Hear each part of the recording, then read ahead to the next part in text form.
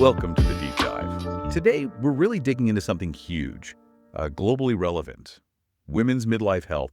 We've gathered insights from health bodies, advocacy groups, basically doing a deep dive into two key campaigns. One is the big educational push of World Menopause Day, and the other is, well, the really urgent crisis of menopause after cancer. Exactly. And our goal here is to sort of weave these together. You've got this proactive global message about, long-term health and lifestyle, but then you also have this incredibly specific, almost desperate need for support for cancer survivors. We want to equip you, the listener, with the crucial info for both. And the scale. I mean, it's not just a small group. The numbers really tell the story. Projections suggest over 1 billion women worldwide will be postmenopausal by 2025. A billion. Yeah, that's massive. It makes these awareness efforts absolutely critical, doesn't it? It really does. So let's anchor this first with World Menopause Day. That's October 18th. It's run by the International Menopause Society, the IMS, and WHO is involved too. And the theme they've announced for 2025 is lifestyle medicine. Right. And that theme, lifestyle medicine, it's quite revealing, I think. It signals a shift towards looking at, well, the fundamentals. It's this evidence-based idea that our daily habits, what we eat, how much we move, our sleep, stress levels, these are powerful tools. Tools for what specifically? Well, they don't just help manage current symptoms, the hot flushes and so on. They actually work to reduce the long-term health risks that come with lower estrogen, things like heart disease, osteoporosis. It's quite foundational. Okay, foundational. So if big players like the IMS are pushing lifestyle, what are the specifics? It's not just eat well, move more, is it? What should women actually be focusing on? No, it's definitely more targeted than that. The first big pillar they highlight is nutrition. The emphasis is on whole foods, yes, but also specific nutrients. Think calcium and vitamin D, absolutely crucial because bone density often takes a hit during menopause. Right, for the bones. Exactly. And omega-3s too for heart health. Plus, there's a strong push to cut back on processed stuff, sugar, alcohol, basically things that can mess with your blood sugar and often make symptoms worse. Makes sense. Mm. Okay, what about movement? We hear exercise all the time, but is there a particular type of activity that's especially good here? Yeah, they're quite strategic about physical activity. Two key things. Weight-bearing activities, again, for bone health and strength training. That's vital for keeping muscle mass, which naturally dips with age and hormonal changes. Okay. But what's really interesting, I think, is the research showing even moderate stuff helps, like brisk walking, yoga. These can actually lessen hot flushes, both how bad they are and how often they happen. And they boost mood, too. So it doesn't have to be running marathons. Not at all. Yeah. And that links to the third pillar, sleep and stress management. This is huge. Chronic stress. It ramps up nearly every menopause symptom. The research is very clear on that. So they really highlight techniques like mindfulness, meditation, deep breathing. These aren't just, fluffy wellness trends. They're proven ways to lower cortisol, help emotional balance, and reduce anxiety. So connecting this back, this focus on lifestyle, Mm. does it mean that medical options like hormone replacement therapy, HRT, are less important now? Hmm. Or is it acknowledging they're not the whole picture? That's a really important point. The IMS is careful not to position lifestyle as a replacement for medical care like HRT. HRT works incredibly well for many women. Think of lifestyle changes as a critical partner. Our partner. Yeah. Building these healthy habits creates a sort of foundation of resilience. It might mean women experience less intense symptoms overall, which could, in turn, make any medical treatment they do choose even more effective. It works together. Okay, so while the health organizations are promoting this knowledge-based approach, the commercial world has definitely noticed this billion-strong demographic. There's a pretty staggering figure out there. Research predicting the global market for menopause products, serum, supplements, cooling clothes, you name it, will hit $21.6 billion by 2026. 21.6 billion. That number really highlights attention, doesn't it? You've got global health bodies pushing free, accessible knowledge, and then this massive market-selling symptom relief, often with products that aren't even regulated. Yeah. Our sources really stress, though, that managing symptoms well doesn't have to mean spending loads of money. It comes back to understanding your body, understanding the changes, which is exactly what World Menopause Day is about. Knowledge first. And for listeners in the UK, trying to sort through all that noise, the ads versus trusted advice, the sources do point to some helpful resources. There's something called the Big M UK directory, which tries to connect women with properly vetted specialists and clinics. That's useful. Yeah. And there's also a charity, Well-Being of Women. They fund research, education, advocacy, looking at the whole journey, really, from periods right through to postmenopause.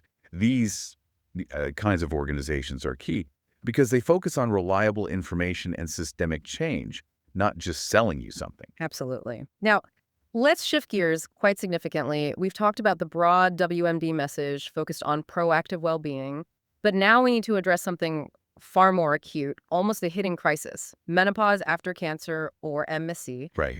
This situation is so overlooked, so critical, that there's now a dedicated campaign, the world's first World Menopause and Cancer Awareness Day. It was started by a nonprofit called Menopause and Cancer. And the need for this, it suggests the system might be failing these women, doesn't it? Yeah. We looked at a survey of over 1,200 people who experience MSC, and the findings are, well, they're pretty damning. 97% felt they didn't get adequate support from their healthcare teams for menopause caused by their cancer treatment. Right. 97%. And think about preparation. We just talked about WMD promoting proactive lifestyle changes.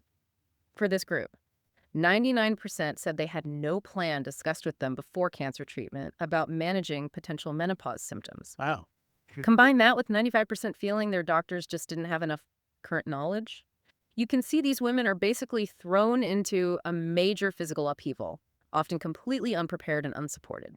And it's the suddenness that's often so brutal, isn't it? Yeah. Natural menopause usually creeps up.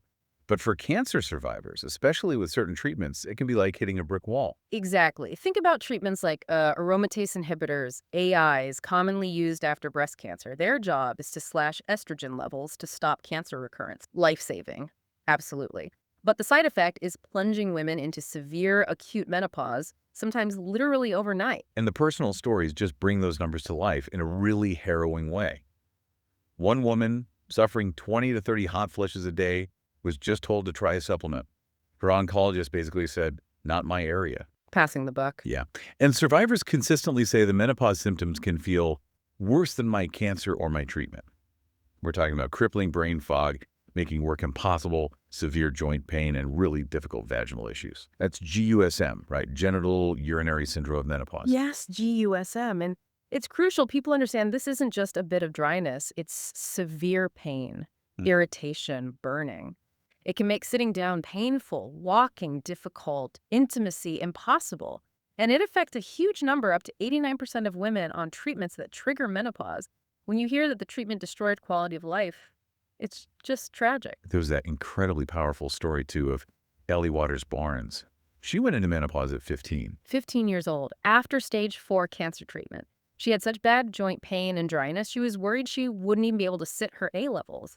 It just shows how profound the collateral damage is. And it goes beyond just suffering, doesn't it? The sources point out a really alarming consequence. Yeah. Many women actually stop taking their life-extending treatments, like those AIs, because the menopausal side effects are just unbearable. That's right.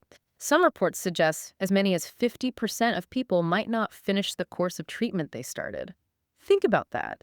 It's not just about feeling awful.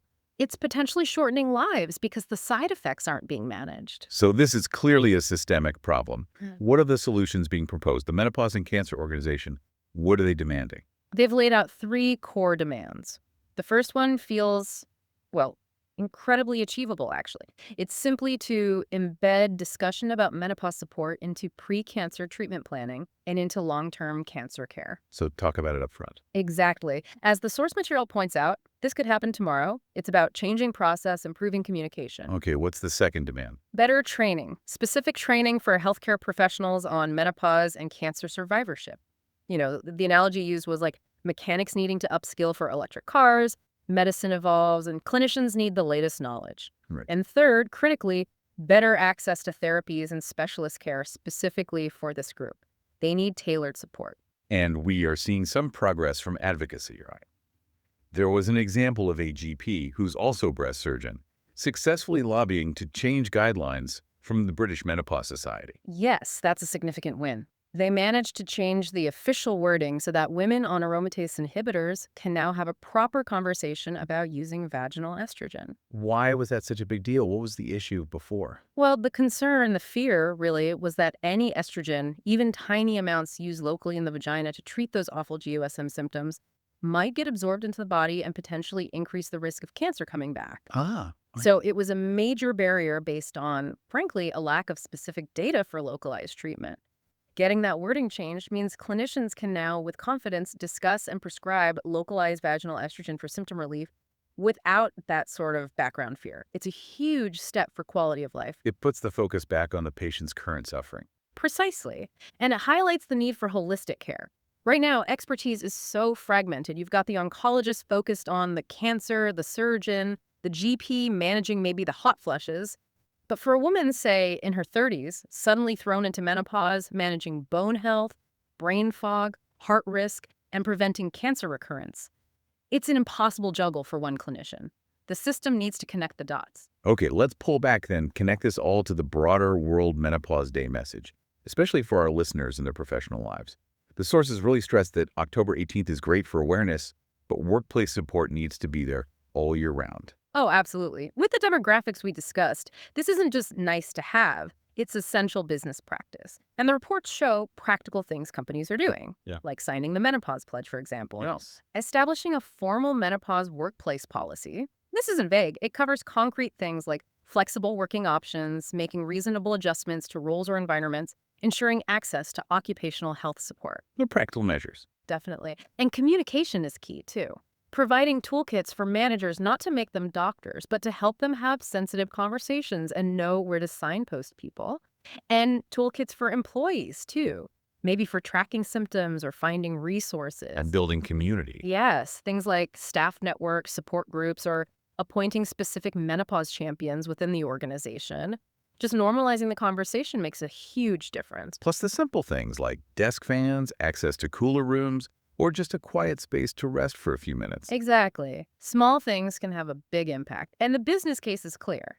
50% of women start experiencing symptoms in their 30s, often linked to stress, lifestyle, or sometimes earlier medical treatments like for cancer. And 67% say symptoms and negatively affect their work. 67%. That's huge for productivity, retention, Right. everything. Ignoring it means losing valuable talent. Absolutely. So we've covered a lot of ground. We started with that global World Menopause Day push for lifestyle medicine, focusing on empowerment through knowledge, free habits, prevention. Then we dove into the really acute specific needs of cancer survivors facing MAC, where silence and lack of training have devastating effects. Two sides of the same coin, in a way. In a way, yes. Both campaigns boil down to breaking the silence, demanding better education for individuals and the professionals treating them. And for you listening, the main takeaway really is that knowledge is power here. Whether it's for yourself, someone you care about, a colleague, understanding these issues is the first step to asking for and getting better, more joined-up support. And thinking about those cancer survivors specifically, given how far cancer treatments have come, how much longer people are living post-diagnosis, quality of life is now arguably the main battleground. So here's a final thought to leave you with. Okay. What responsibility should the pharmaceutical companies bear? Their drugs, while life-saving, often cause this severe, sudden menopause. Should they have a role, a financial responsibility perhaps, in funding the long-term support and the research needed to manage the very side effects their treatments create? That's a conversation that probably needs to move beyond patient groups and into corporate boardrooms.